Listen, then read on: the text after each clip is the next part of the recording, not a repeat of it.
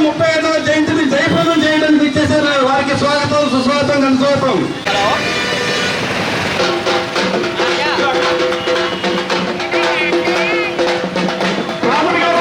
బాబాసాహెబ్ అంబేద్కర్ 130వ జయంతిని జయప్రదం చేయడానికి ఇచ్చేసారు. స్వాగతం, సుస్వాగతం, ఘనస్వాగతం. బాబాసాహెబ్ అంబేద్కర్ కి పూలమాల వేసి ఘన నివాళులు అర్పిస్తున్నారు లావేటి శ్రీనివాసరావు గారు, తూర్పు కాపు సంఘం ఫైనాన్స్ కార్పొరేషన్ డైరెక్టర్ గారు, ఆంధ్రప్రదేశ్ రాష్ట్ర తూర్పుగా ఫైనాన్స్ కార్పొరేషన్ బాబాసాహెబ్ అంబేద్కర్ అడుగుజాడలో విచ్చేసి వారికి ఘన నివాళులు అర్పిస్తున్నారు. జై భీమ్.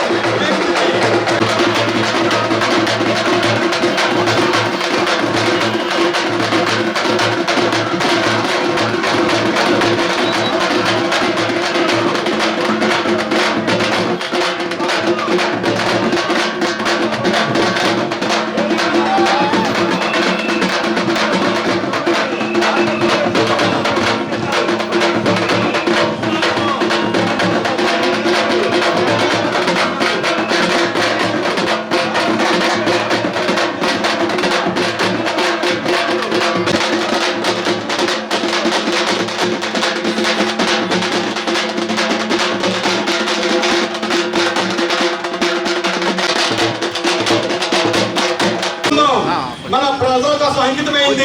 ఆ భాగంలోనే మన స్థానిక శాసనసభ్యులు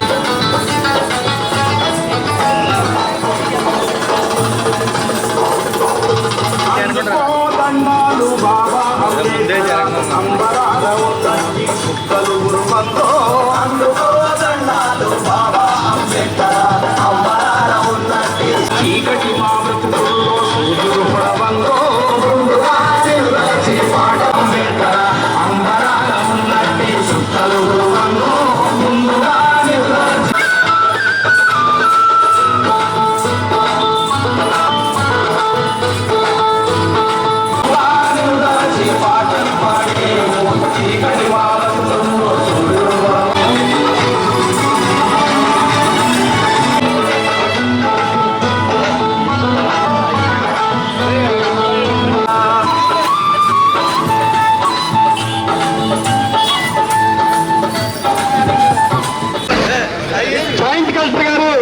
ఏలూరు జిల్లా జాయింట్ కలెక్టర్ గారు డాక్టర్ ఎంజే అభిషేక్ గౌడ్ గారు బాబాసాహెబ్ అంబేద్కర్ అడుగు చేస్తున్నారు, ఘననివాళులు అర్పిస్తున్నారు.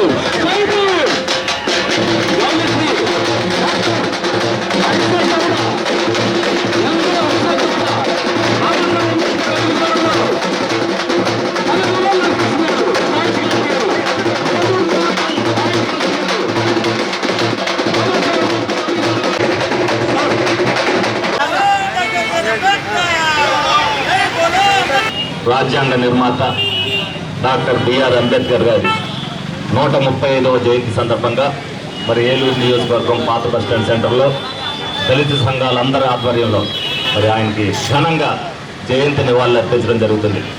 వాళ్ళ కూడా ఈ రోజున ఒక ఉత్సవంలాగా అంబేద్కర్ గారి జయంతి ఉత్సవాలు జరుగుతున్నాయి. ఆయన ఒక కారణ జన్ముడు.